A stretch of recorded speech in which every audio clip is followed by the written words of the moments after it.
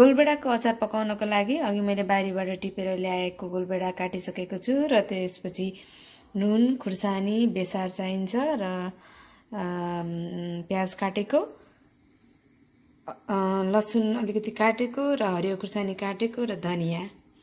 यहाँ मेरो प्यान तातिसकेको छ। म अलिकति तेल हाल्छु र प्याज हालेर यसलाई ब्राउन हुने गरेर भुट्छु म।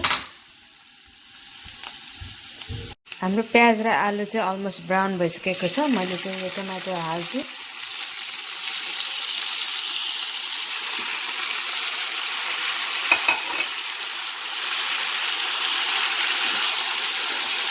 र यसलाई म मजाले भुट्छु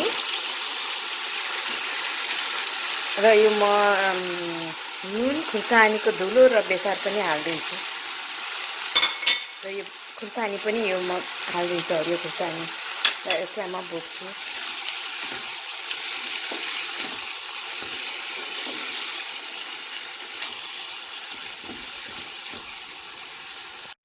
यो चाहिँ पानी आउन थालेको छ एकछिन भुटेपछि, अनि म यसलाई अब पाक्नको लागि चाहिँ करिब 10 मिनट जति म छोपेर पाक्नलाई छोडिदिन्छु।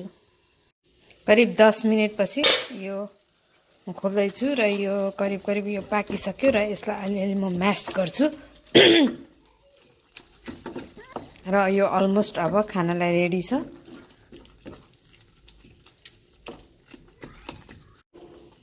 अलिअलि म धनियाँ पनि छर्दिन्छु।